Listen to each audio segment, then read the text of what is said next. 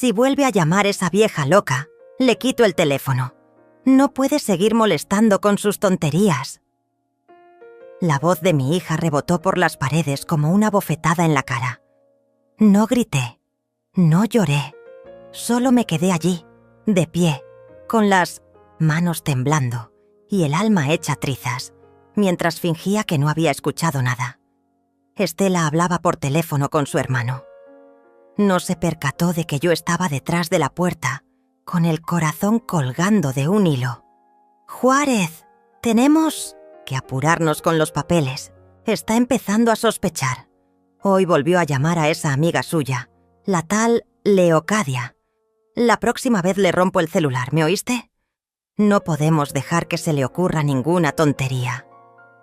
Guardé silencio. Silencio absoluto. Un silencio lleno de dignidad, pero también de una tristeza que dolía hasta los huesos. ¿Cómo llegamos hasta aquí? Yo, Roseli Laruzzi, que alguna vez fui el corazón de esta casa, la que tejía los lazos, la que consolaba, cocinaba, sostenía. Ahora era tratada como un estorbo con patas.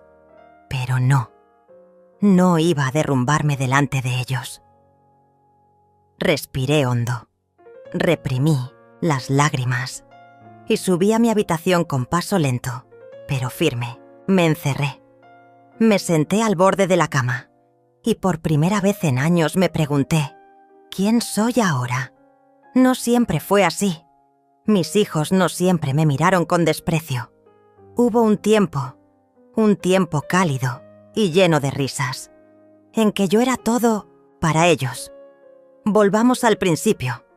Me enamoré joven de un hombre llamado Otoniel Laruzzi, músico, callado, un alma vieja en cuerpo joven. Tocaba el violonchelo como si hablara con Dios. Yo, por mi parte, daba clases de piano en una escuela primaria de barrio. Nos conocimos en un concierto benéfico en Oaxaca. Nos enamoramos entre partituras y promesas de una vida sencilla pero plena. Al año siguiente nació Estela. 3 años después, Juárez. Y con ellos nació también mi misión: construir un hogar donde reinara el respeto, la cultura y el amor. No teníamos lujos, pero sí armonía. Mientras Otoniel daba conciertos y enseñaba en el conservatorio, yo me encargaba de la casa, los deberes y las lecciones de música para niños del barrio. Las mañanas eran música, las tardes, cuentos y meriendas. Las noches, abrazos. Pero la felicidad no dura para siempre. Cuando Estela tenía 16 y Juárez 13, Otoniel enfermó de un cáncer de pulmón fulminante. Se fue en 6 meses.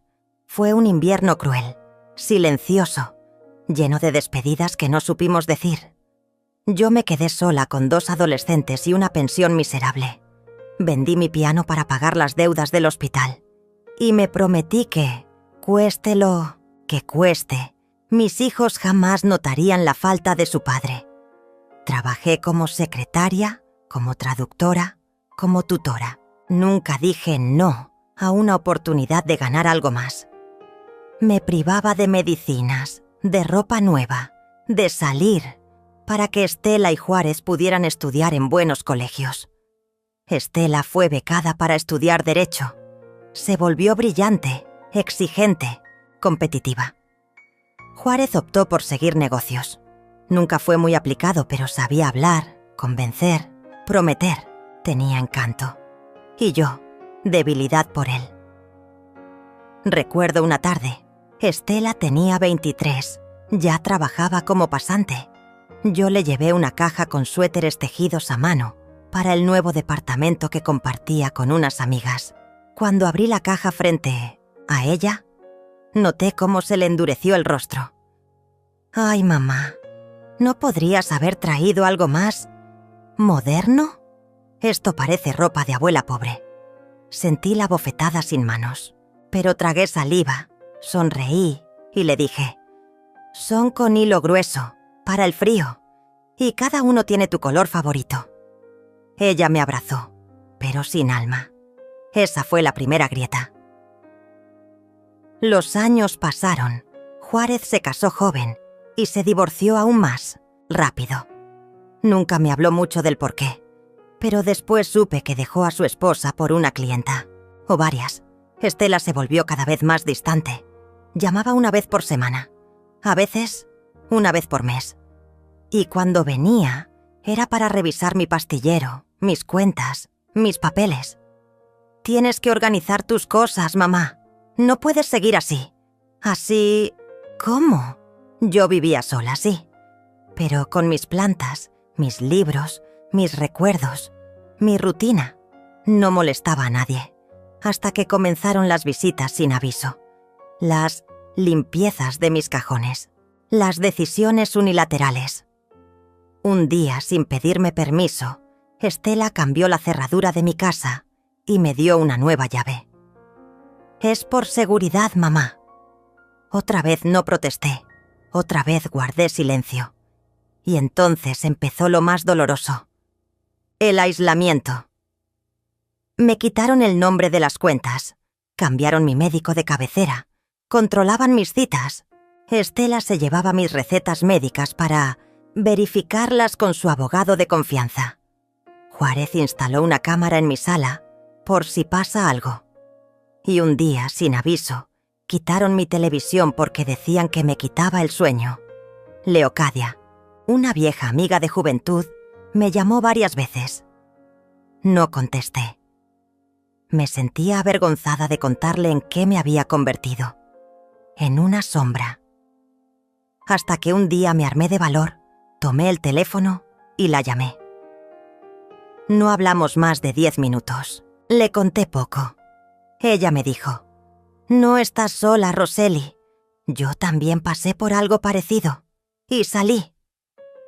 Estela vio el registro de llamada en mi celular. Esa misma noche, la escuché decirle a Juárez que me lo quitaría, que ya era hora de controlarme del todo, y así volvemos al principio. Esa noche no dormí. Pensé en mi vida, en mis sacrificios, en mi dignidad, en mis silencios, y decidí: no me quedaría cruzada de brazos esperando que alguien me salve. Yo me salvaría a mí misma. Comencé un plan, sutil, silencioso, estratégico. Lo primero fue hacer una copia de mis papeles. Lo segundo, buscar ayuda. Lo tercero, observar, escuchar, anotar, grabar y, sobre todo, no avisar. Ellos pensaban que me tenían atrapada, pero no sabían que, después de toda una vida de entregarme a los demás, yo ya estaba lista para volver a elegirme a mí. Y así comenzó todo. Lo que vino después fue tan doloroso como liberador. La mañana siguiente me desperté con el corazón apretado. El reloj marcaba las 6, pero yo ya llevaba horas con los ojos abiertos, mirando el techo, repasando cada palabra de Estela la noche anterior. Me levanté despacio, como si cada paso fuera una decisión. No quería hacer ruido. Empecé a buscar entre mis cosas los documentos más importantes: acta de nacimiento, escrituras, recibos de servicios a mi nombre, viejas cartas de Otoniel, que alguna vez pensé quemar pero nunca tuve el valor. Todo eso lo envolví con cuidado en una bufanda vieja y lo escondí en una caja de costura que había dejado de usar hacía años. Mientras lo hacía, una parte de mí temblaba, no de miedo, sino de determinación. Algo había cambiado en mí, algo que ya no se iría. Pasaron 3 días en los que fingí normalidad. Hablaba lo justo, sonreía cuando era necesario, hacía comentarios superficiales para no despertar sospechas. Pero por dentro, yo estaba contando minutos, observando, tomando nota de cada gesto. Estela revisaba mi celular cada noche, como si fuera su propiedad. Juárez venía cada 2 días con excusas tontas: traerme pan, revisar el calentador, ayudar con las cuentas. Pero lo único que hacía era inspeccionar mi casa como si buscara evidencia de que me estaba descontrolando. Yo asentía, agradecía y lo dejaba hacer. Porque había algo que ellos no sabían. Yo ya tenía otro teléfono. Lo compré en 1900, efectivo, en una tienda pequeña a 2 calles de casa de Leocadia. Ella me acompañó. Me esperó afuera mientras yo elegía el más barato, el más simple, pero con lo suficiente para llamar y recibir mensajes. Lo guardé dentro de una maceta, hueca en el patio trasero, entre las raíces secas de una planta que fingía cuidar cada tarde. Desde ahí comencé a comunicarme con ella. Le conté todo, con cautela, sin dramatismo, solo hechos. Leocadia me creyó desde el primer minuto. No dudó. Me ofreció su ayuda. Y sobre todo, me ofreció su silencio. Una semana después, recibí, en secreto, la visita de una mujer que cambiaría mi vida. Inés Velarde, abogada de derechos de adultos mayores. Era joven, pero con mirada firme. Leocadia me la presentó como una amiga de confianza. Hablamos en el jardín, mientras fingíamos estar admirando las flores. Le conté cómo mis hijos habían comenzado a tomar decisiones por mí sin consultarme, cómo me habían retirado de mis cuentas, cómo modificaron los accesos a mi casa. Le hablé del teléfono, de las cámaras, del miedo silencioso que sentía cada vez que uno de ellos levantaba la voz. Inés no tomó nota. No grabó nada. Solo escuchó. Y al final me dijo con una calma que me estremeció: «Lo que te están haciendo, Roseli, es violencia y hay forma de frenarlo. Pero necesitas estar lista para sostener la tormenta que viene». Yo asentí sin pensar, porque ya no se trataba solo de mí. Se trataba de esa parte mía que mis hijos estaban matando poco a poco. Mi voz. Esa misma noche, mientras Estela hablaba por teléfono en la cocina, escuché que decía: «Ya conseguí un poder legal parcial. Con eso basta para mover sus cuentas. Faltan unos papeles, pero si firma como siempre, lo tenemos todo listo». Mi cuerpo se heló. Entendí entonces que la urgencia no era emocional, era legal, y estaban más avanzados de lo que yo pensaba. Comencé a dormir con mi caja de costura bajo la cama. 2 días después, fingí un desmayo. No fue fácil. Mi pulso se aceleró como si realmente fuera a perder el conocimiento. Caí despacio frente a Juárez, justo cuando él entraba con una bolsa de fruta. Gritó mi nombre, me sostuvo por los brazos, me puso agua en la cara. Cuando abrí los ojos, fingí estar confundida. «Mamá, ¿estás bien?», me preguntó casi con preocupación real.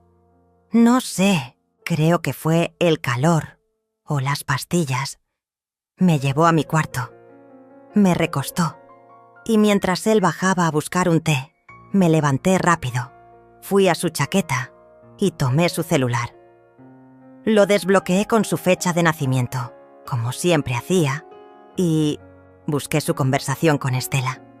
Ahí estaban, fotos de mis documentos, listas de pasos para declarar mi incapacidad, correos con abogados. Lo reenvié todo a mi nuevo teléfono, lo eliminé del suyo y regresé a la cama antes de que subiera. Esa noche no dormí. El día siguiente, fui a casa de Leocadia con excusa de llevarle una bufanda que le había prometido hace años. Me recibió con un abrazo largo, silencioso. Entramos y le mostré los mensajes. Inés también estaba allí. Miró todo con atención y luego me dijo algo que no olvidaré jamás. «Con esto podemos frenarles los pies, pero debes ser tú quien decida cómo y cuándo. Yo no actuaré sin tu señal». Durante semanas mantuve la rutina. Desayuno con Juárez, llamadas forzadas con Estela, visitas médicas organizadas por ellos. Cada movimiento era una actuación, cada sonrisa una máscara. Pero por dentro, yo sentía que algo se cocinaba, como si una versión más antigua de mí, una más fuerte, estuviera despertando de un sueño largo.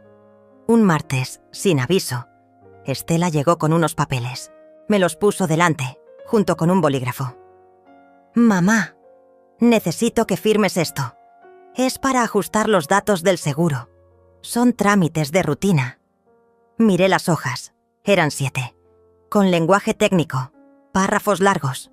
Pero entre líneas, entendí lo esencial. Era un poder legal. Total. Si yo firmaba eso, perdía todo. Mi cuenta, mi casa, mi voz. La miré. Y por dentro me rompí. Pero no dejé que lo notara. «¿Puedo leerlo con calma?» Estela suspiró. «Claro, pero no tardes. Lo necesitamos antes del viernes». Tomé los papeles, los guardé en una carpeta y esa misma tarde los llevé a Inés. Ella los escaneó, los revisó y me confirmó. «Esto es grave. Si firmas, pierdes todo». Esa noche lloré como no lo hacía desde que murió Otoniel, no por miedo, sino por la herida abierta de saber que mis hijos no veían en mí a una madre, sino a un estorbo legal. A la mañana siguiente fingí una caída en el baño. No fue difícil. Solo bastó un poco de agua en el piso y un golpe suave en la cadera. Juárez me llevó al hospital y fue ahí donde planté la semilla final. Mientras me revisaban, pedí hablar en privado con la trabajadora social.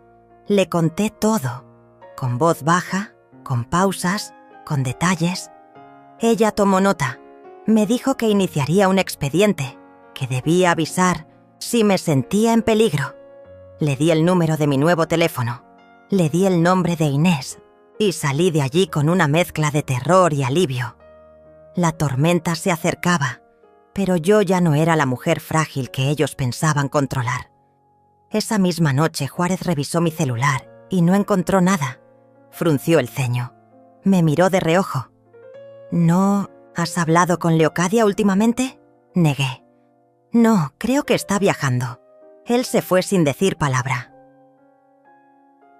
2 días después, mi celular desapareció y en su lugar encontré una nota escrita por Estela.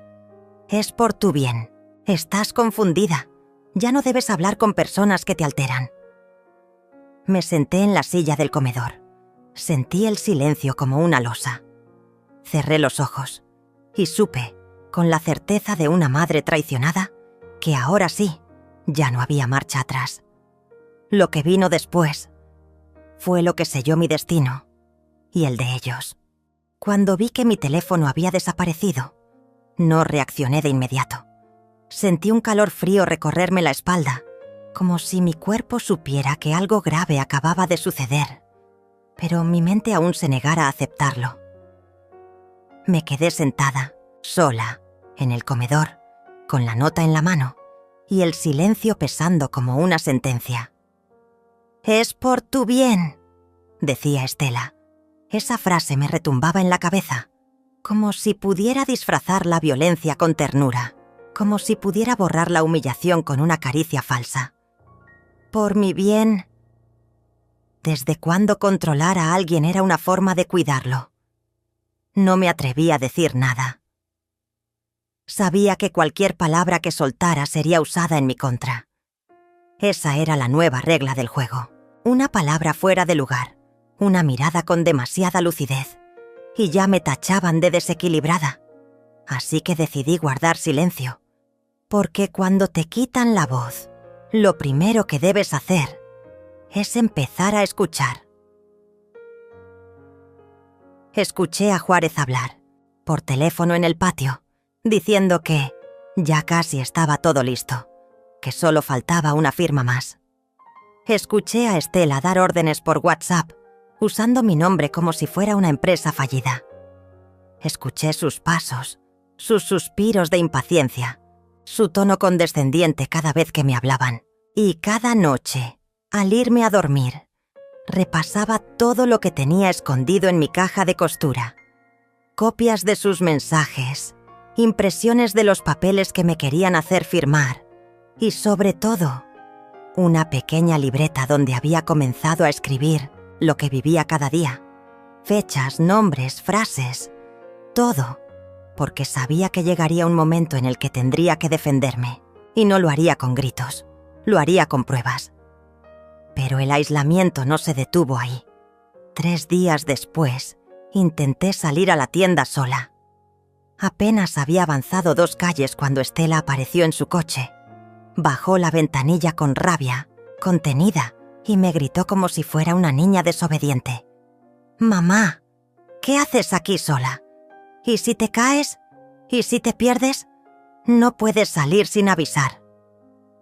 La gente miraba. Una señora mayor, sola, siendo reprendida como si estuviera loca. No, dije nada. Me subí al coche y no abrí la boca en todo el trayecto. Pero algo dentro de mí murió ese día. No era el orgullo, era la ilusión de que aún quedaba algo de amor detrás de todo esto. Una semana después, intentaron llevarme a firmar un supuesto ajuste notarial. Juárez me pasó a recoger y me dijo que iríamos a comer. Pero al ver que el coche tomaba otra ruta, supe que mentía. No dije nada. Esperé. Y cuando entramos a la oficina del notario, con un papel ya preparado en el escritorio, fingí un ataque de ansiedad. Respiré con fuerza, temblé. Dije que me faltaba el aire. Me tiré al suelo. Juárez se alteró, pidió ayuda, y en medio del caos, logré tomar el papel y arrugarlo, esconderlo dentro de mi ropa. Nadie lo notó. Me llevaron al hospital.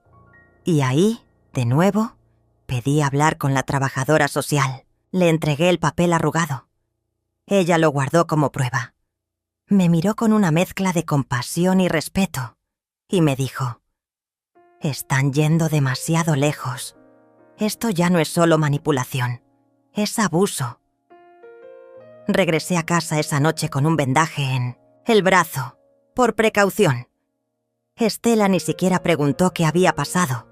Solo me miró con desaprobación, como si fuera una carga que no coopera. Ese fue el día en que empecé a tener miedo de quedarme dormida, porque entendí que estaba sola en esa casa, sola con ellos, y que si no actuaba pronto, iban a acabar no solo con mi libertad, sino con mi voluntad.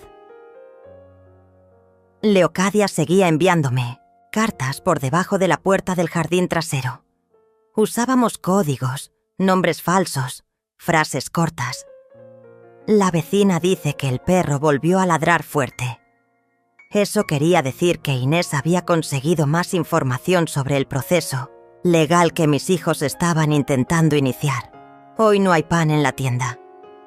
Significaba que Estela estaba en vigilancia constante. Yo respondía con notas escondidas en envoltorios de comida. Era un juego de espías, pero uno donde lo que estaba en juego era mi dignidad. Un día Leocadia me escribió: «La amiga dice que llegó el momento de la cosecha». Supe entonces que tenía que moverme. ¡Rápido! Esperé al día en que Juárez tuvo que salir de viaje por trabajo. Estela también había mencionado que pasaría el fin de semana en casa de una amiga. Me quedaría sola, al menos por una noche. Era mi única oportunidad. Esa madrugada salí por la puerta trasera, con mi caja de costura en la mochila, caminando lento, con el corazón martillando contra mi pecho. Crucé el callejón, llegué a casa de Leocadia y ella me esperaba con la puerta entreabierta. Dormí ahí, en su sofá, por primera vez en meses sin escuchar pasos detrás de la puerta de mi cuarto. A la mañana siguiente fuimos con Inés a una oficina del DIF. Declaré todo, llevé pruebas, mostré la libreta, los papeles arrugados, las notas. Lloré. Pero no de tristeza, lloré de rabia, de impotencia y de alivio, porque finalmente alguien me creía. Y no solo me creía, me escuchaba. Ellos iniciaron un procedimiento de protección, me ofrecieron un refugio temporal. Pero yo no quería huir, no iba a esconderme. Yo quería quedarme en mi casa, porque no era solo una propiedad, era el último lugar donde yo aún era yo. Así que pedí una medida especial. Vigilancia discreta, visitas programadas por parte del DIFE, monitoreo legal. Ellos aceptaron. Regresé a casa con una carpeta nueva en la mochila y una voz renovada en el pecho. Al llegar, Estela estaba en la cocina. ¿Dónde estabas? Fui a caminar, dije sin miedo. ¿Con esa ropa? ¿Y sin avisar? ¿Tengo que pedirte permiso para respirar ahora? Ella me miró. Por primera vez, no con rabia, sino con algo más cercano al desconcierto. Estás actuando muy raro, mamá. No más que tú. Y me encerré en mi cuarto. Esa noche, mientras fingía dormir, escuché que Estela hablaba con alguien por teléfono. Creo que ya sospecha. No firmó. Pero algo está tramando. Sí, podría ser Leocadia, siempre metida. Mañana la confrontaré. Sabía que se venía una guerra, y ya no era tiempo de esconderme. Era hora de enfrentar. A la mañana siguiente, Estela se apareció con Juárez. Los dos, juntos, con cara de funeral. Me sentaron en el comedor. Mamá, esto se acabó. Ya no podemos dejarte sola. Estás confundida. Estás poniendo en riesgo tu seguridad. Hemos decidido que lo mejor es que firmes estos documentos y te vengas a vivir con nosotros. Tu casa ya no es un lugar seguro. Y ustedes son un lugar seguro. No empieces con eso, dijo Juárez alzando la voz. Estamos hartos de tus cambios de humor. No eres la de antes. Necesitas ayuda. ¿Y quién decide eso? ¿Ustedes? Claro, somos tus hijos. No, son mis carceleros. Pero ya no más. Me levanté, fui al cuarto, regresé con la carpeta del DIFE, la abrí y puse sobre la mesa las copias legales, los sellos, las pruebas. Este es mi testimonio. Este es mi derecho. Esta es mi voz. Estela empalideció. Juárez se quedó mudo. Si vuelven a presionarme, a manipularme o a tocar mis cosas sin permiso, no dudaré en llevarlos a juicio. Ya hablé con abogados, ya hablé con la trabajadora social. Y no estoy sola. El silencio que siguió fue el más pesado de mi vida, pero por primera vez en meses, era yo quien lo había creado. No me respondieron, se fueron esa tarde, sin decir adiós, y yo me quedé ahí, de pie, temblando, pero no de miedo, de libertad, porque apenas comenzaba el verdadero enfrentamiento, y yo ya no iba a retroceder. Después de aquel enfrentamiento en el comedor, el silencio se volvió otro personaje dentro de la casa. No era un silencio de paz, era el de un volcán antes de estallar. Estela no volvió a tocar el tema directamente, pero noté cómo sus ojos me seguían con más atención. Juárez dejó de pasar tan seguido, pero cuando venía, lo hacía con una sonrisa forzada y preguntas con doble filo. Intentaban aparentar normalidad, pero yo ya no era la misma, y ellos lo sabían. Por eso, su estrategia cambió. Ya no era control con amenazas ni manipulación directa. Ahora jugaban con la culpa, con la nostalgia, con la memoria. Un día, encontré en la cocina una caja con fotos antiguas. Fotos mías con ellos de niños, de adolescentes, cumpleaños, vacaciones. Todo dispuesto ahí como si alguien hubiera querido recordarme que alguna vez fuimos una familia, que alguna vez los abracé sin miedo. Me senté frente a la caja, sola, y vi cada imagen como si no me perteneciera. Me dolía reconocerme feliz junto a ellos, porque eso ya no existía. Y sin embargo, una parte de mí aún los amaba. Ese era el veneno más cruel, porque cuando amas a quien te destruye, la confusión se convierte en jaula. Esa noche, Estela me preparó una cena que solía hacer cuando yo estaba triste, sopa de calabaza con pan tostado. La dejó servida en la mesa, con una vela encendida. Me dijo que quería hablar, pero que no fuera una pelea. que solo quería que la escuchara. Acepté. Me senté. Y durante media hora, ella lloró. Dijo que no sabía cómo manejar mi nueva actitud, que se sentía sola, que tenía miedo de que me pasara algo y no poder ayudarme. Dijo que el mundo afuera era cruel y que ella solo quería protegerme. Que si a veces era brusca, era por nervios, no por maldad. Que todo lo hacía porque me amaba. Me costaba respirar, porque cada palabra estaba cuidadosamente diseñada para confundirme, para hacerme dudar de mí misma. Y por un momento, casi caigo. Pero luego la vi mirar de reojo su teléfono, como si esperara una señal. Y lo entendí. Nada era espontáneo. Esa conversación estaba planeada, ensayada, fría. «Gracias por la cena», le dije. «Está deliciosa, pero la próxima vez, dime la verdad sin azúcar encima. Me hará mejor». Me levanté dejando la mitad del plato. Su rostro se tensó. No respondió. Solo apagó la vela. Desde entonces, dejaron de fingir. No hubo más cenas emotivas, ni fotos nostálgicas. Volvieron al silencio, pero ahora con un matiz de guerra. Comenzaron a tratarme como a una huésped incómoda. Dejaban de avisarme de reuniones familiares. No me traían cosas del mercado que yo pedía.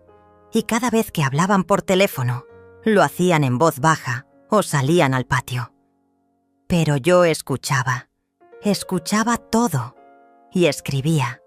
Cada palabra, cada gesto. Mi libreta ya no era solo un refugio, era mi arma. Una tarde, Leocadia me avisó que Inés había conseguido una copia de una escritura modificada que Juárez intentó registrar en una oficina local. Había falsificado mi firma. Eso ya era delito. Inés la escaneó y me la entregó en una memoria USB. Yo la escondí dentro de una muñeca vieja que tenía en mi closet, una de esas que Estela odiaba porque decía que era anticuada y espantosa. Pensé, perfecto, jamás buscará ahí. Mientras tanto, los del DIF seguían en contacto. Me visitaban una vez por semana, siempre con discreción, pero sus caras eran cada vez más serias. Me dijeron que ya no bastaba con medidas de protección pasivas, que debía considerar una demanda formal, pero yo tenía miedo, porque sabía que una vez que lo hiciera, ya no habría vuelta atrás. Sería una guerra abierta, y entonces sucedió lo que terminó de empujarme al abismo. Una mañana, me desperté con un olor extraño. No supe qué era al principio, pero cuando bajé, vi que mi cuarto de costura estaba revuelto. La caja donde guardaba mis materiales estaba vacía, y en el patio, dentro de una bolsa de basura parcialmente quemada, vi restos de papeles calcinados. No era basura común. Eran mis notas, mi libreta, mis copias. Alguien había entrado a mi cuarto mientras dormía y había intentado borrar mi historia. Me arrodillé frente a la bolsa, con las manos temblando. Sentí que el aire me abandonaba, porque entendí que ahora no solo querían callarme, querían borrarme, como si al destruir mis palabras pudieran destruir mi verdad. Leocadia me encontró así, me abrazó sin decir nada y me llevó de nuevo al DIF. Esa vez no dudé. Firmé la denuncia. Formal. Con fecha y hora. Contra mis propios hijos. Y sentí que moría por dentro al hacerlo. Pero también que renacía. Esa noche los agentes llegaron a casa. No para arrestar, sino para entregar una orden judicial. Se me otorgaba la custodia legal de la propiedad. Y se prohibía que Estela o Juárez modificaran cualquier documento sin mi presencia y aprobación. Estela gritó. Juárez amenazó con abogados. Pero el oficial fue claro. La señora Rosselli tiene derechos y ustedes están bajo investigación. Cuando se fueron, me encerré en mi cuarto y lloré. pero ya no era de tristeza, era de furia contenida, porque ahora sabía lo que valía, sabía lo que me habían hecho y sabía que no estaba sola. Al día siguiente, encontré en mi jardín una nota escrita a mano. No era de Leocadia, era de alguien más. Decía: «Lo que tus hijos te hicieron no es nuevo. Ellos llevan años planeándolo. Yo lo vi. Quiero ayudarte, pero no puedo hablar aún. Espera mi señal». El papel no tenía firma, pero la letra me pareció conocida. ¿Quién más sabía? ¿Quién más había estado viendo desde las sombras? ¿Y por qué ahora decidía acercarse? Guardé la nota y decidí esperar. No era momento de apresurarse. Los días siguientes fueron de tensa calma. Juárez desapareció. Estela se encerraba en su cuarto, saliendo solo para lo esencial. Nadie me hablaba, y yo me dedicaba a reconstruir todo lo que había perdido. Volví a escribir, a imprimir papeles, a organizar carpetas. Pero también empecé a hacer llamadas. A antiguos vecinos, a amigas olvidadas, a personas que alguna vez fueron parte de mi vida y que Estela me había hecho cortar. Muchos no respondieron, otros dudaron. Pero una, solo una, dijo algo que me dejó helada. «Roseli, ¿te acuerdas de la enfermera que cuidó a tu esposo los últimos días? Esa que desapareció de pronto. Deberías hablar con ella. Hay cosas que no sabes». Y fue como si una puerta se abriera dentro de mi cabeza, porque en medio de todo había olvidado algo esencial: el pasado. Mi esposo murió hace 6 años. Dicen que fue un paro respiratorio. Tenía problemas pulmonares. Sí, pero su tratamiento estaba estable. Esa enfermera, Clara, estuvo con nosotros durante un mes. Era amable, paciente, y un día simplemente se fue. Estela dijo que no la necesitábamos más, pero nunca pregunté por qué. Nunca dudé. Y ahora, alguien me decía que debía hablar con ella. Leocadia la buscó. Tardó una semana, pero la encontró. Clara accedió a verme. Nos reunimos en una cafetería discreta, en otro barrio. «Señora Roseli», me dijo bajando la voz. Nunca pude olvidarla, pero me amenazaron. Me hicieron firmar un documento donde prometía no hablar. Yo vi cosas. Su esposo no recibió su medicamento la última semana. Alguien lo sacó del frasco y lo reemplazó por pastillas placebo. Yo lo noté tarde, y cuando quise avisarle, ya no me dejaron entrar. Sentí que el mundo se caía, porque si eso era cierto, entonces mis hijos no solo me habían manipulado, habían dejado morir a su padre. ¿Y por qué ahora hablas? Porque también tengo madre, señora Roseli, y no soportaría verla vivir lo que usted está viviendo. Me entregó una copia de su antiguo informe, oculto durante años, y me abrazó. Esa noche no dormí, porque entendí que mi historia no era solo de abuso emocional, era de traición profunda, de crimen encubierto y de un pasado que apenas comenzaba a revelarse. Las noches se volvieron más largas desde que Leocadia me reveló la verdad sobre la muerte de mi esposo. Dormir ya no era una opción. Mi mente no descansaba. Repasaba cada detalle, cada recuerdo, cada conversación de esos días. Pensaba en cómo Estela insistía en estar presente en cada control médico, en cómo Juárez evitaba que yo revisara las recetas. Todo tenía sentido ahora. No había sido solo negligencia. Fue deliberado. Fue una decisión fría. Un acto calculado para eliminar al único obstáculo que, en aquel entonces, les impedía tomar control total de mi vida. Porque mi esposo, aún enfermo, siempre me defendía. Siempre los enfrentaba cuando me hablaban con desprecio. Él era el límite que no podían cruzar, y por eso lo hicieron desaparecer. Pero ahora, esa verdad me daba fuerza. Ya no era solo una madre herida. Era una viuda manipulada, engañada, traicionada por su propia sangre. Lo que estaba en juego era más grande que una casa o un documento. Era mi historia. Era mi dignidad. Leocadia, al enterarse de lo que ella misma me había contado, se quedó muda, pero luego me miró con un brillo que no le había visto antes. Roseli, esto cambia todo. Esto no es solo maltrato. Esto es crimen. Y si lo pruebas, no solo van a perder el control sobre ti, podrían terminar en prisión. No respondí. No porque no quisiera, sino porque el peso de esa posibilidad me oprimía el pecho. ¿Podía realmente desear ver a mis hijos tras las rejas? ¿Era eso justicia o venganza?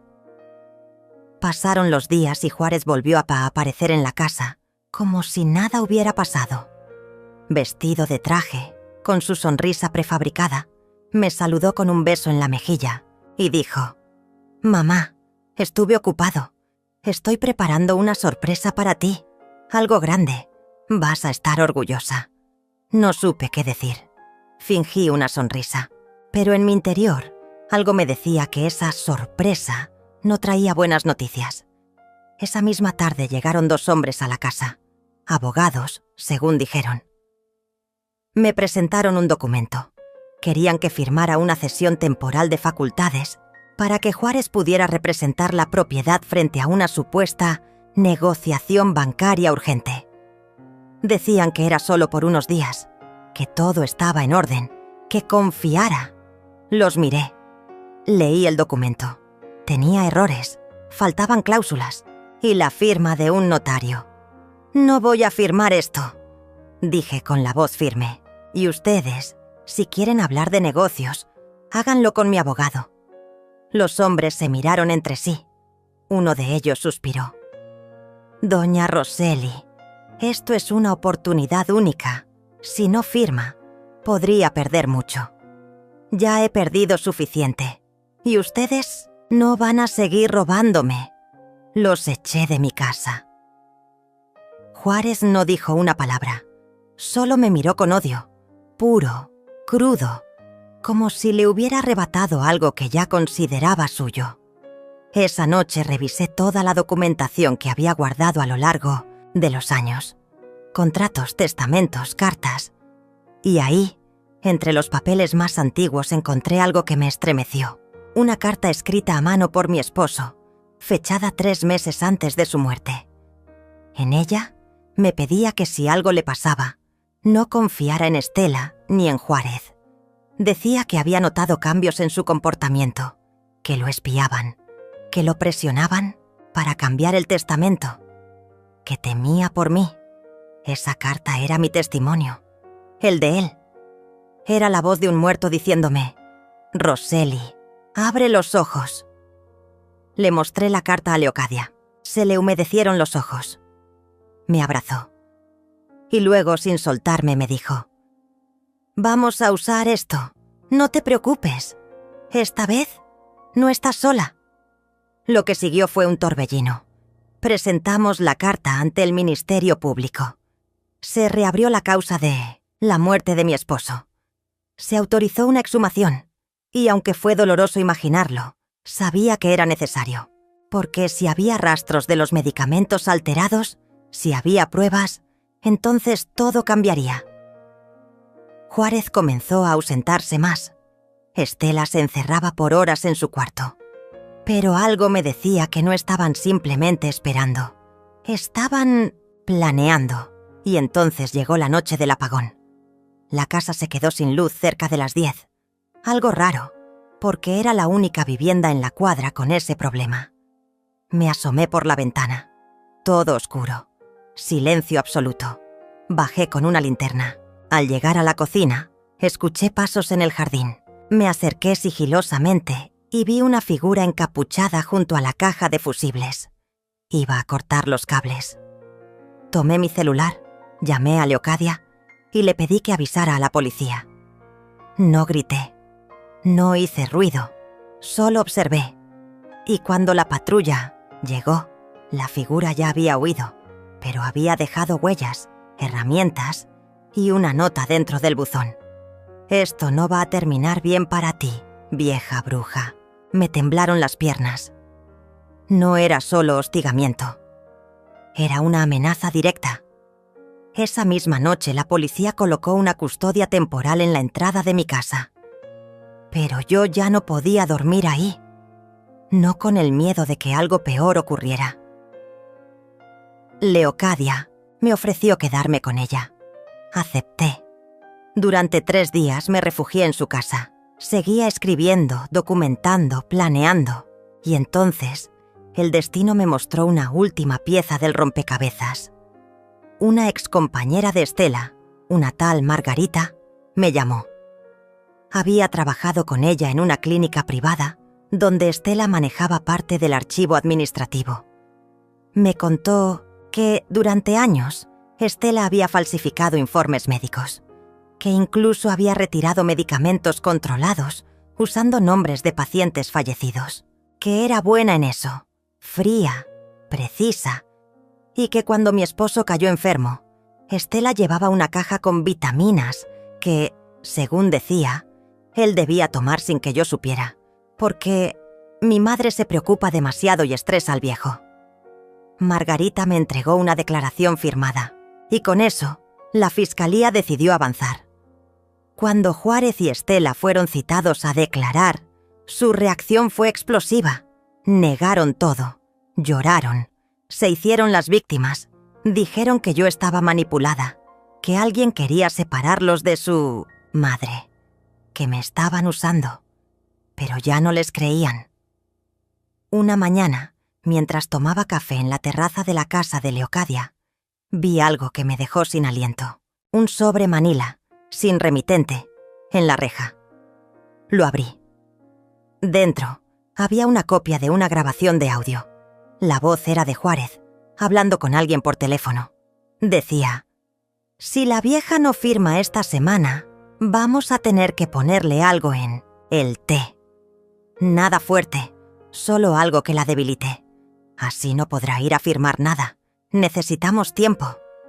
Lo escuché 3 veces. No podía creerlo. Era reciente, muy reciente, y confirmaba todo. El fiscal, al escucharla, ordenó medidas cautelares. Juárez y Estela ya no podían acercarse a mí ni a la propiedad. La investigación seguía, y aunque aún no estaban presos, el cerco se cerraba. Pero dentro de mí, algo se rompió esa semana, porque por primera vez sentí que ya no quedaba nada de los hijos que yo había criado, los que llevé en mi vientre, los que abracé cuando tenían miedo, los que alimenté, cuidé, protegí. Ya no existían. Se habían convertido en desconocidos, en sombras, en monstruos con mi sangre. Y fue ahí, en esa grieta emocional, donde recibí la llamada más inesperada. Una voz de mujer, calmada, pausada, me dijo: «Roseli, mi nombre es Mariana. Yo también soy hija de Efraín Monteverde y necesito hablar contigo». Me congelé. Efraín Monteverde había sido el mejor amigo de mi esposo. Lo conocíamos desde jóvenes. Había desaparecido del país hacía años y ahora esa mujer me decía que era su hija, que tenía información, que su padre había sido testigo de cosas muy oscuras, que alguien había querido silenciarlo, que lo habían amenazado y que antes de morir le pidió que me buscara. «Lo que tus hijos hicieron», dijo, «no empezó con tu esposo, empezó mucho antes. Y hay más personas involucradas, tienes que saberlo, porque no solo es tu familia, es algo más grande, algo que, si no detienes ahora, va a seguir destruyendo vidas». Y así, de golpe, mi historia dejó de ser solo mía, porque, detrás de mis hijos, había otros nombres, otras víctimas y una verdad aún más profunda. Esa noche no pude cerrar los ojos. La voz de Mariana resonaba en mi mente con cada latido del corazón. «Esto no empezó con tu esposo. Esa frase me perseguía como un eco que se arrastraba por los rincones de mi memoria, despertando preguntas que nunca me había atrevido a formular. ¿Qué más había detrás? ¿Qué podía ser más oscuro que lo que ya sabía? ¿Qué secretos antiguos estaban escondidos bajo la alfombra de mi historia familiar? A la mañana siguiente, sin pensarlo 2 veces, llamé a Mariana. Le pedí que nos viéramos en un lugar público, lejos de mi casa, lejos de la mirada acechante de mis hijos. Ella aceptó. Elegimos un café discreto, en las afueras de la ciudad. Cuando llegó, su presencia impuso un silencio extraño. Era alta, de cabello oscuro y ojos grises. Parecía haber cargado muchas tormentas, como si su piel llevara las cicatrices del pasado. Se sentó frente a mí y me miró durante varios segundos antes de hablar. Mi padre, Efraín, fue silenciado. Comenzó. No murió por causas naturales. Lo mataron. Y sé quién lo hizo. Tragué saliva, sin saber si quería escuchar más. Pero Mariana no se detuvo. Sacó una carpeta de su bolso y la colocó sobre la mesa. Fotos, cartas, grabaciones. Entre ellas había una imagen que me heló la sangre. Era una foto de Efraín, en lo que parecía un despacho antiguo. A su lado estaba Estela. No tendría más de 20 años, y ambos sonreían frente a un pizarrón lleno de esquemas, diagramas, nombres. ¿Qué es esto?, pregunté, confundida. Mi padre descubrió una red de corrupción médica. Estaban manipulando historias clínicas, certificando muertes falsas, desviando medicamentos a clínicas privadas que operaban sin licencia. ¿Y tu hija? Era parte de eso. Mi garganta se cerró. El mundo giró. Mariana continuó. Él se lo contó a tu esposo. Quería que lo ayudara a denunciar. Pero justo entonces, tu esposo cayó enfermo. Las visitas entre ellos se volvieron secretas. Había miedo. Había tensión. Cuando Efraín desapareció, yo tenía 16 años. Nunca volví a verlo. Unos meses después, me llegó una carta suya, escrita a mano. Decía que si algún día su muerte parecía sospechosa, debía buscarte, que tú podrías ayudarme a entender. Me mostró la carta. Reconocí la letra de Efraín. Era auténtica. Decía cosas que solo alguien cercano a nuestra familia sabría. Y en la última línea, una advertencia. No confíes en Juárez. Él está más involucrado de lo que parece. Mi cuerpo se paralizó.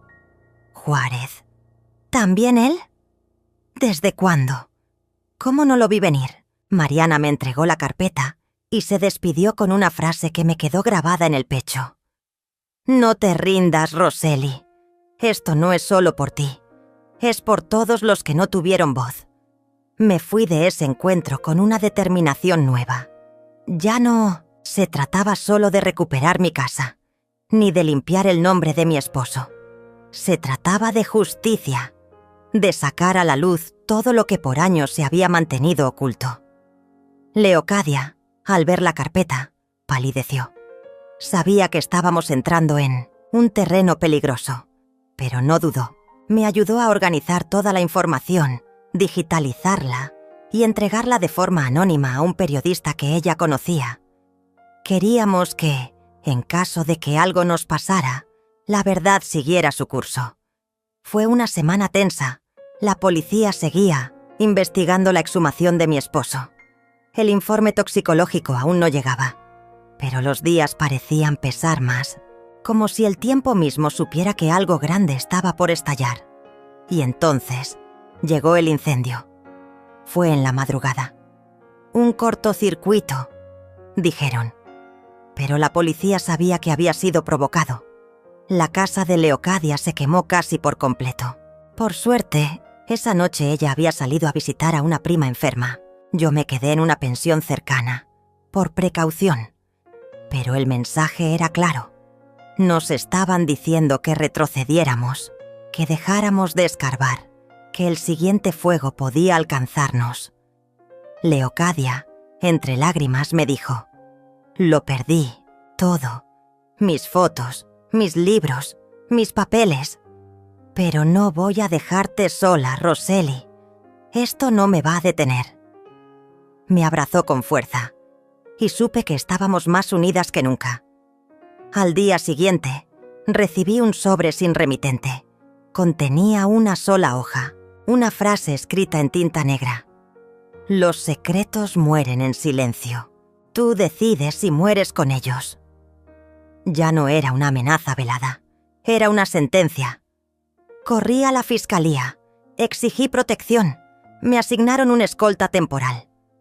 Pero yo sabía que eso no sería suficiente. La red que estábamos tocando era más profunda, más amplia, y entonces, la gota que rebalsó el vaso. Una noche, mientras revisaba unos papeles antiguos de la clínica donde trabajaba Estela, encontré un recibo firmado por Juárez, un pago de consultoría. La fecha coincidía con la época en que mi esposo había sido diagnosticado. Y lo más extraño, el remitente del pago era una farmacéutica fantasma. Consulté con Mariana. Ella investigó. La farmacéutica estaba registrada a nombre de un testaferro que, según los registros, había muerto hacía 4 años. Todo era una fachada, un lavado, un encubrimiento. Presentamos la información a la fiscalía y esta vez el fiscal no dudó. Ordenó la detención preventiva de Estela y Juárez por obstrucción de la justicia, falsificación de documentos y tentativa de homicidio. Cuando llegaron los agentes, Estela gritaba como una posesa. Decía que todo era un error, que la estaban persiguiendo, que yo era una vieja loca manipulada por envidiosas. Juárez no dijo nada, solo me miró. Una mirada vacía, como la de alguien que ya no tiene alma. Al verlos esposados, no sentí alegría, sentí pena, una pena profunda, porque, a pesar de todo, eran mis hijos, y en algún lugar de su infancia hubo amor, hubo risas, hubo promesas de futuro. ¿Qué pasó en el camino? ¿Cuándo se rompió el hilo? Volví a mi casa. Aún olía a humedad, a encierro, pero era mía.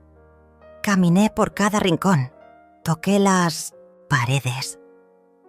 Respiré hondo, y en el silencio sentí una paz extraña. Por primera vez no tenía miedo, sabía que la batalla no había terminado, que aún habría juicios, pruebas, dudas, pero yo ya no era la misma. Yo ya no era la Roseli sumisa que callaba. Era una mujer despierta, herida, sí, pero de pie. Esa noche, mientras me preparaba un té, sonó el teléfono. Era Mariana. Su voz temblaba. «Roseli, encontré algo más. Algo que necesitas ver. Algo sobre tu nieta». Me quedé helada. ¿Mi nieta?, pregunté sin comprender. «Sí», dijo ella. «Estela tuvo una hija hace más de 20 años. La dio en adopción. Y creo que la niña fue parte del mismo sistema que tu esposo intentó denunciar. Creo que también fue víctima. El aire se me fue del cuerpo. Una nieta, una vida que no conocía. ¿Un nuevo capítulo oculto?». Mariana prometió traerme todos los documentos al día siguiente. Colgué el teléfono con el corazón acelerado, y en ese momento entendí que la historia aún no había terminado, que las raíces del dolor se extendían más allá de lo que jamás imaginé, y que la verdad aún tenía más rostros por mostrar. El amanecer llegó sin que pudiera dormir. Me pasé la noche despierta, sentada frente a la ventana, mirando el cielo oscurecido que lentamente se volvía rojo, como si el sol estuviera sangrando su salida. Mariana vendría en unas horas. Y con ella, la posibilidad de una verdad que ni siquiera había osado imaginar. una nieta, una niña oculta, una vida arrancada del silencio. ¿Cómo había sido capaz Estela de callar algo así? ¿Cómo fue posible que yo, su madre, no lo notara? Era como si cada día descubriera una nueva traición. Cada recuerdo que me quedaba de mis hijos se volvía más falso, más envenenado. Me preparé un café fuerte. Mis manos temblaban. La casa estaba en silencio, pero ya no era el mismo silencio de antes. Este pesaba. Era denso. Como si las paredes escucharan. Como si el eco de todos los secretos acumulados me susurrara desde las sombras. Mariana llegó puntual. Tenía el rostro demacrado, los ojos hundidos, pero su determinación no había disminuido ni 1 milímetro. Traía una carpeta bajo el brazo, la misma que había sostenido como un escudo en nuestras reuniones anteriores. «Roseli», dijo apenas entró, «lo que voy a mostrarte no va a ser fácil de digerir.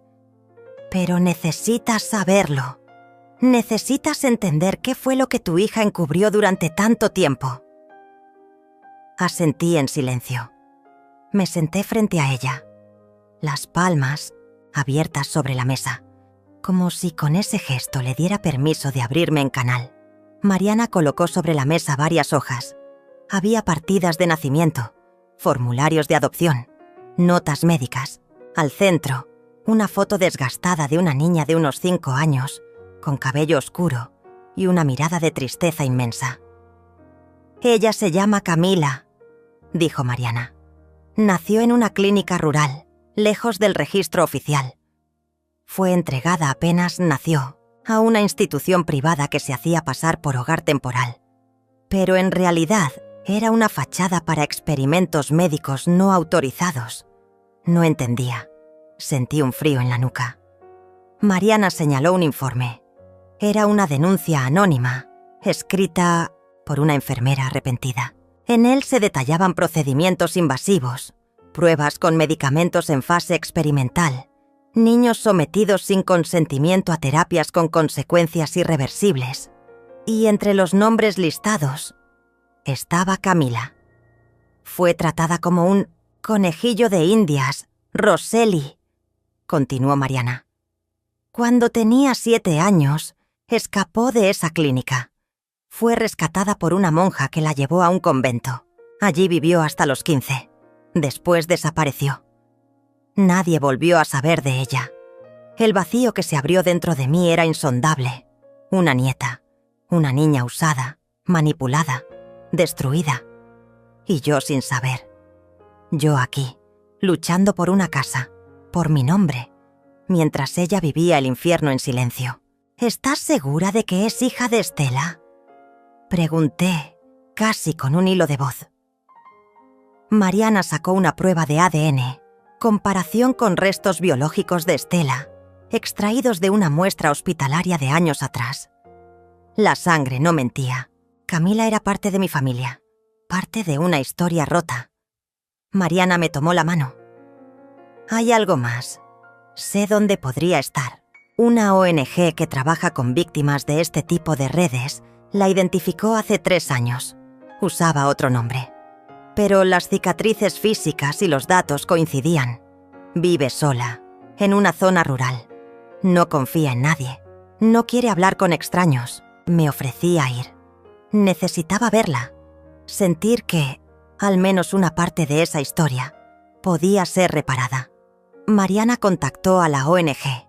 Accedieron a facilitarnos el encuentro bajo estrictas condiciones. No podía ir con escoltas. No podía grabar nada. Solo una visita. Solo un intento. Salimos en la madrugada. El trayecto fue largo. Montañas, caminos de tierra, un cielo que parecía estar suspendido sobre nuestras cabezas. Llegamos a una cabaña pequeña, escondida entre árboles. Afuera había una cerca con alambre oxidado. Mariana se quedó en el auto. Me acerqué sola. Toqué la puerta con suavidad.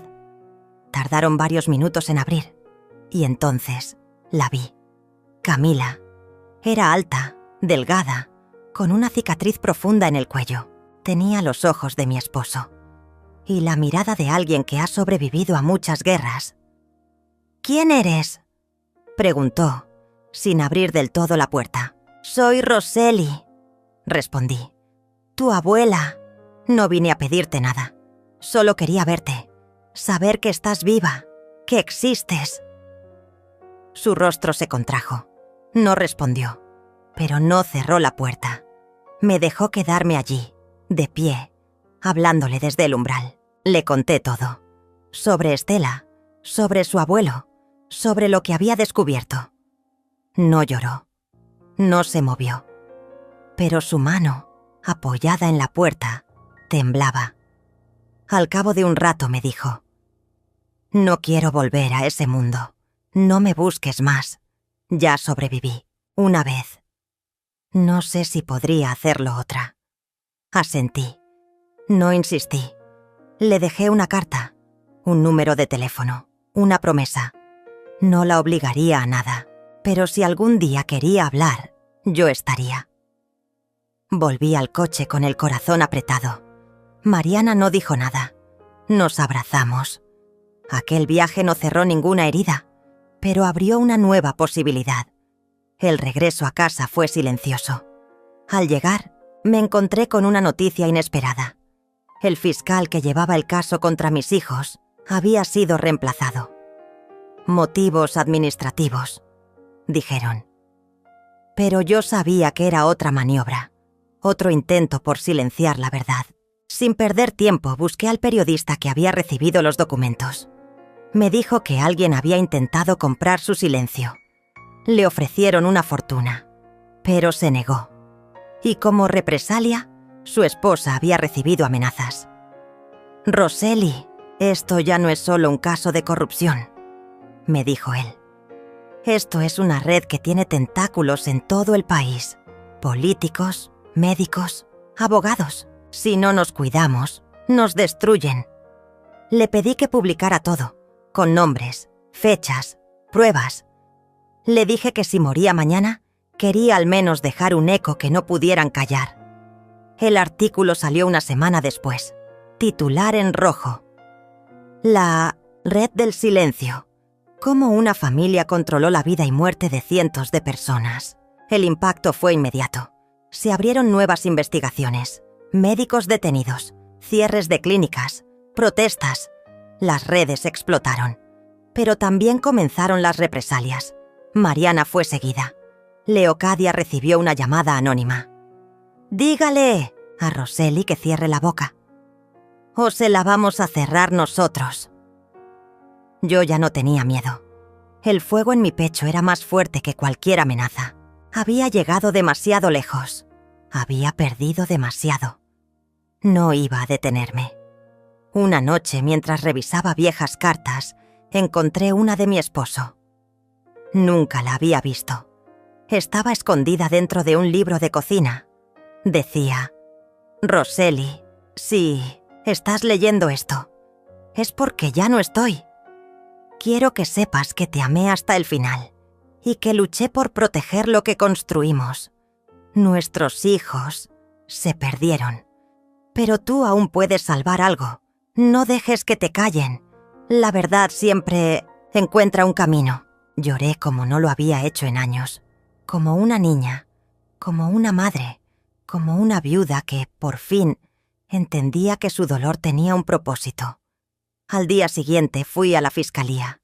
Me senté frente al nuevo fiscal. Le miré directo a los ojos. «No voy a callar, no voy a esconderme. Si no hace su trabajo, lo voy a denunciar también». Me observó, incómodo, pero accedió a reabrir el caso, bajo vigilancia federal. Sabía que lo tenía contra la pared. Ya no era solo Roselli. Era la voz de muchas, la presión pública, la verdad creciendo como una grieta en un muro podrido. Esa noche, volví a soñar con Camila. Estaba en un campo, rodeada de flores. Me sonreía, y en sus ojos, por primera vez, no había miedo, solo esperanza. Me desperté con una certeza.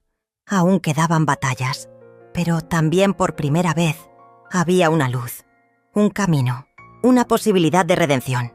La mañana comenzó con un silencio raro, casi solemne. La casa, a pesar de todo lo vivido, tenía algo distinto en el aire, como si cada pared supiera que algo estaba por quebrarse definitivamente, como si estuvieran conteniendo la respiración. Me levanté con la sensación de que ese día traería un cambio irreparable. Mariana llegó temprano, como siempre, pero esta vez con los ojos cargados de una mezcla extraña entre miedo y convicción. Traía consigo un sobre lacrado, uno de esos documentos que no se envían por correo, que no se copian, que no se deben perder. Me miró sin hablar. Lo dejó sobre la mesa y me ofreció una taza de té. Me senté lentamente, como si mis piernas adivinaran que lo que estaba dentro de ese sobre iba a sacudir mi mundo. Lo abrí con manos firmes, pero con el corazón latiendo, como si fuera a romperse. Lo primero que vi fue una foto en blanco y negro. Era una imagen vieja, de una sala quirúrgica, con un grupo de médicos alrededor de una camilla. La paciente estaba tapada hasta el cuello, pero su rostro era el de una niña que no podía tener más de 10 años. Y al lado de esa foto, otra más reciente, un recibo firmado por Estela, autorizando una intervención médica experimental en una menor de edad sin tutor legal identificado. El nombre de la niña, Camila.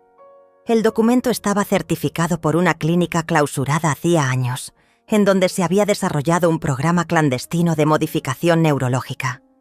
Mariana me explicó que aquella intervención fue uno de los últimos experimentos del llamado Protocolo Lázaro, un intento desesperado por crear obediencia absoluta a través de manipulación cerebral. Camila fue una de las últimas en ser sometida. Los efectos fueron devastadores: pérdida de memoria, episodios de agresividad incontrolable, largos períodos de mutismo selectivo. Cuando escapó de la clínica, su mente estaba fragmentada. Idea de que mi nieta, sangre de mi sangre, hubiera sido convertida en un objeto de control, me llenó de una rabia difícil de contener. Mariana me miró con cuidado, esperando mi reacción, pero lo único que pude hacer fue levantarme y caminar en círculos. Mis pensamientos chocaban entre sí como aves atrapadas en una jaula. Teníamos que hacer algo. Y no hablo de denunciar, no solo eso. Había que encontrar una forma de romper el pacto de silencio, de exponer públicamente cada nombre, cada firma, cada rostro que había permitido esa atrocidad. Leocadia apareció en la tarde, con el rostro pálido. Había recibido un sobre anónimo con una nota escrita a mano. «Te estás metiendo donde no debes. Si Roseli no se calla, tú vas a pagar por ella». La advertencia era clara. Ya no estaban amenazando solo mi nombre. Estaban yendo tras quienes me apoyaban. Leocadia estaba asustada, pero no dispuesta a retroceder. «Toda mi vida trabajé en la sombra de tu hija, Roseli», dijo con voz firme. «La vi manipular, esconder, destruir. Y por cobardía, por necesidad, por rutina, callé. Pero no más. Si tengo que arriesgarme para que esto se sepa, lo haré contigo». Esa noche, el periodista que había publicado el primer reportaje me llamó. Tenía acceso a una base de datos filtrada de una aseguradora privada. En ella se encontraban los historiales médicos y pagos encubiertos de más de 100 pacientes, muchos de ellos niños, vinculados a las mismas clínicas que Estela y Juárez financiaban. Las cifras eran espantosas. Algunos casos mostraban tratamientos cuyo único propósito era inducir dependencia farmacológica. Otros, operaciones innecesarias con fines de investigación comportamental. Lo peor, varios médicos seguían ejerciendo, con licencia, con prestigio. Mariana y yo comenzamos a trazar un mapa, una red. Cada nodo era una víctima, cada línea, un cómplice. Al centro, como siempre, Estela. No como una simple hija perdida, sino como la mente maestra de un sistema que comerciaba con el sufrimiento humano. Decidimos convocar a las familias afectadas. Mariana contactó a varias personas que habían denunciado en vano durante años. Nos reunimos en una iglesia abandonada para evitar ser rastreadas. Eran madres, abuelas, hermanos, todos con la misma mirada, la de quien perdió a alguien y nunca tuvo justicia. Les mostramos las pruebas. Les ofrecimos sumarse a una demanda colectiva. Al principio hubo silencio. Luego, una mujer se levantó. Se llamaba Ofelia. Su hija murió en una de esas clínicas y le habían dicho que era por complicaciones respiratorias. Pero su historial médico había sido manipulado. Nunca tuvo ninguna enfermedad respiratoria. Fue sometida a una operación de córnea sin consentimiento. Murió desangrada. Ofelia aceptó unirse, y con ella, los demás. Fue como encender una chispa en un campo seco. La noticia se corrió. Más víctimas comenzaron a escribirnos. El periodista preparaba una segunda publicación, aún más explosiva. Pero entonces, como era de esperarse, la tormenta llegó. Una madrugada rompieron los cristales de mi casa. No robaron nada. Solo dejaron una advertencia pintada en la pared. «Calla, o tu sangre será la próxima». Mariana fue interceptada por 2 hombres en motocicleta. Le exigieron que entregara todos los archivos. No lo hizo. En cambio, reforzó la seguridad digital y duplicamos las copias. No podíamos confiar en nadie, ni siquiera en la policía local. Fue entonces cuando recibí una llamada inesperada. «Camila». Su voz era frágil, casi un susurro. «Abuela», dijo, «vi lo que están haciendo. Leí el artículo. Sé que todo es verdad. No puedo olvidar, pero estoy empezando a recordar. Necesito verte». Sentí que el aire me abandonaba. Acordamos encontrarnos en un lugar neutro, lejos de ojos curiosos. Un parque en las afueras. Fui sola. La vi desde lejos, sentada en una banca, con un abrigo gris y el cabello recogido. Me acerqué despacio. Cuando nuestros ojos se cruzaron, supe que algo dentro de ella había cambiado. «He tenido pesadillas», dijo sin rodeos, «pero también sueños. En uno, tú me abrazabas y no había dolor. Quiero saber más. Quiero saber quién soy». La abracé. No como una salvadora, no como una figura heroica. La abracé como lo que era, una abuela que había llegado tarde, pero aún dispuesta a dar todo. Camila aceptó hablar con Mariana. Juntas, prepararon una declaración judicial.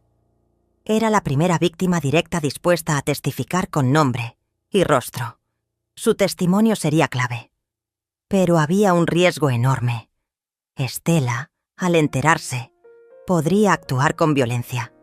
Y así fue. Una semana después, Mariana fue secuestrada brevemente. La retuvieron por horas, la amenazaron y la soltaron en un descampado.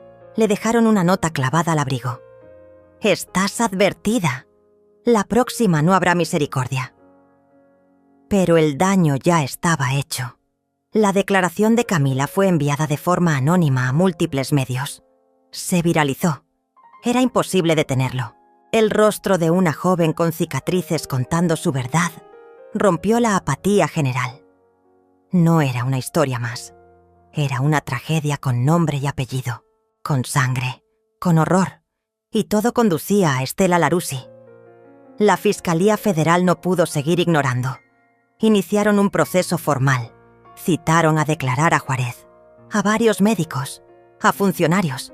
El país comenzaba a mirar, pero eso también significaba que estábamos en la mira. Me sentía vigilada todo el tiempo. Cada sombra en la calle me parecía sospechosa. Cada ruido en la noche me mantenía en vela. Aún así, no nos detuvimos. Preparé una última carta, una confesión detallada de todo lo que había descubierto con documentos adjuntos. La envié a 4 periodistas de renombre, a un juez jubilado y a una organización internacional de derechos humanos. Si algo me pasaba, esa carta hablaría por mí. Camila empezó a tener flashes de memoria más precisos. Recordaba voces, olores, habitaciones. Escribía cada fragmento.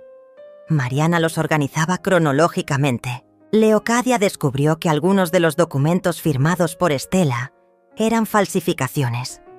Habían usado su nombre para autorizar tratamientos, incluso cuando ella no estaba en el país. Eso podía usarse a nuestro favor. Podíamos mostrar que, incluso dentro del horror, hubo más manos manchadas. Estela era solo la cara más visible, pero detrás había toda una maquinaria. El periodista preparó un documental. Iba a estrenarse en televisión abierta. Nos pidió testimonios en cámara. Dudé, pero acepté. Quería que mi voz llegara donde mis cartas no podían. Cuando grabamos, me sentí vulnerable, pero también libre. Conté todo, desde el día que parí a Estela hasta el momento en que me di cuenta de que había criado a una criatura capaz de destruir vidas sin remordimiento. La grabación terminó entre lágrimas. Nadie en el set quedó indiferente. La noche del estreno, el país entero estaba mirando. Y mientras las imágenes salían al aire, mi teléfono no dejó de sonar. Llamadas de desconocidos, mensajes de apoyo, de víctimas, de otros familiares y también amenazas. La última decía: ¿te crees intocable? Todos caen, Roseli, todos. Pero yo ya no era la misma. Ya no era la mujer que temblaba frente al poder de sus hijos. Era alguien distinta, una madre rota, una abuela resurgida, una voz que no se dejaría callar. Camila me llamó esa misma noche. «Vi el programa», dijo. «Gracias, no estoy lista para el mundo, pero estoy lista para pelear. Y no pienso hacerlo sola. La guerra estaba declarada, y esta vez no íbamos a retroceder». El día amaneció gris, como si el cielo supiera que algo definitivo estaba por suceder. Me levanté temprano, mucho antes de que los pájaros comenzaran a cantar. Caminé por la casa en silencio, sintiendo cada grieta en el suelo como si fuera una herida abierta del pasado. En la mesa del comedor estaban apilados los documentos que Mariana había ordenado meticulosamente. Pruebas, testimonios, fotografías, registros bancarios, informes médicos. Todo estaba listo para la audiencia final. Estela había sido citada a declarar y por primera vez no podía evadir la justicia. El caso se había vuelto imposible de esconder. Camila, firme a mi lado, sostenía un cuaderno donde había escrito todo lo que recordaba, cada fragmento de memoria que había recuperado con dolor y esfuerzo. Leocadia, incansable, había conseguido contactar a un fiscal que, aunque temeroso, estaba dispuesto a llevar el caso hasta las últimas consecuencias. El día anterior, Juárez había intentado huir. Lo atraparon en la frontera con documentación falsa. Llevaba una maleta llena de dólares, pasaportes y una lista de nombres. Algunos eran cómplices, otros eran objetivos que planeaba eliminar. Fue detenido y trasladado bajo custodia federal. Su captura marcó un punto de no retorno. Yo sabía que el imperio que mis hijos habían construido se desmoronaba, pero aún quedaba lo más difícil: enfrentarlos cara a cara. La sala del tribunal estaba abarrotada. Periodistas, víctimas, funcionarios, curiosos. Todos querían ver el desenlace de una historia que había sacudido los cimientos de la sociedad. Me senté en la primera fila, con Camila a mi derecha y Mariana a mi izquierda. Leocadia permanecía de pie, como una centinela. Cuando Estela entró en la sala, un murmullo recorrió al público. Estaba impecable, como siempre, vestida de blanco, como si quisiera proyectar una pureza que nunca tuvo. Caminó con la cabeza en alto, pero sus ojos buscaban algo. Cuando se cruzaron con los míos, no hubo miedo, ni rabia, solo un vacío. El fiscal comenzó su alegato con contundencia. Enumeró cada delito, presentó las pruebas, expuso los nombres. Estela permanecía en silencio, sin pestañear. Cuando llegó el turno de los testimonios, llamaron a Camila. Subió al estrado visiblemente nerviosa, pero con una determinación que llenó la sala. Habló con voz temblorosa al principio, pero firme con cada palabra. Relató lo que recordaba, lo que había sentido, el dolor de no saber quién era, de haber sido usada como experimento. Mostró sus cicatrices, físicas y emocionales. La sala quedó en silencio. Algunos lloraban. Estela desvió la mirada por primera vez. Sentí que el corazón se me rompía al ver a mi nieta, tan joven, con tanto sufrimiento, cargando el peso de una verdad que nunca debió conocer. Luego fue mi turno. Subí al estrado despacio, cada paso cargado de años de silencio, culpa y dolor. Cuando tomé asiento la miré directamente, no con odio, con tristeza, y comencé a hablar. Conté cómo fue criar a una niña brillante, pero emocionalmente vacía, cómo ignoré señales, cómo justifiqué comportamientos, cómo permití que el poder la corrompiera. Hablé del momento en que supe que la había perdido y de cómo decidí que ya no iba a perder a mi nieta. No pedí compasión, no pedí justicia, pedí memoria. Que no se olvidara lo que había sucedido, que nunca más se repitiera. El juez escuchó todo con atención. Las pruebas eran irrefutables. La defensa de Estela intentó alegar inestabilidad emocional, traumas de infancia, presión familiar, pero era inútil. El veredicto fue claro. Culpable de conspiración, experimentación ilegal, manipulación institucional, lavado de dinero y múltiples delitos contra la integridad de menores. Sentencia: cadena perpetua, sin posibilidad de reducción. Estela no lloró, no gritó. Solo se giró hacia mí y dijo: siempre fuiste débil, por eso te destruyen, por eso el mundo te pasa por encima. Luego fue escoltada fuera de la sala. Juárez también fue condenado, pero su juicio fue más rápido. Intentó negociar, entregar más nombres a cambio de reducción de pena, pero ya era tarde.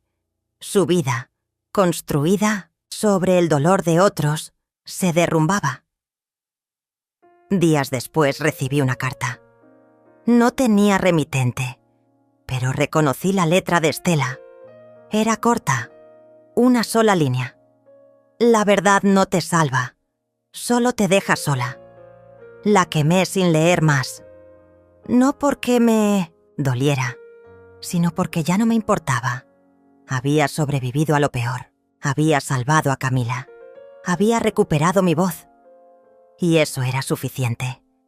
El caso se convirtió en símbolo. Otras víctimas comenzaron a hablar. Se abrieron más investigaciones. Varios funcionarios fueron despedidos. Las clínicas implicadas cerraron definitivamente. Un nuevo programa de protección a víctimas fue aprobado. Camila comenzó terapia intensiva. No para olvidar, sino para aprender a vivir con lo que recordaba. Se mudó conmigo por un tiempo. Compartíamos silencios, tazas de café, atardeceres tranquilos. De vez en cuando despertaba gritando. Y yo estaba ahí, tomándole la mano, diciéndole que estaba a salvo. Mariana y Leocadia continuaron trabajando juntas, ofreciendo apoyo legal a otras mujeres. El periodista publicó un libro con todos los detalles del caso, y parte de las ganancias fueron donadas a las víctimas. Volví a mi jardín. Planté flores, podé árboles, pinté la reja. No porque quisiera olvidar, sino porque quería reconstruir. Schwanz día mientras regaba las plantas, Camila se me acercó con una sonrisa tímida. «Abuela, quiero estudiar psicología», me dijo. «Quiero entender lo que nos hicieron y quiero ayudar a otros». La abracé. Sentí por primera vez en mucho tiempo que el futuro no era una amenaza, sino una promesa. Mi historia no terminó con un juicio, ni con una venganza. Terminó con una decisión. La de no callar más, la de no aceptar el silencio como castigo. Fue una historia de horror, sí, pero también de resistencia, de memoria, de dignidad y sobre todo, de amor. Un amor que, aunque roto, supe recomponer. Que aunque herido, elegí sanar. Porque a veces, las guerras más importantes no se ganan destruyendo al enemigo, sino sobreviviendo a él. Y yo he sobrevivido. Con cicatrices, con pérdidas, pero también con verdad. Y esa verdad, como una semilla, empieza a florecer.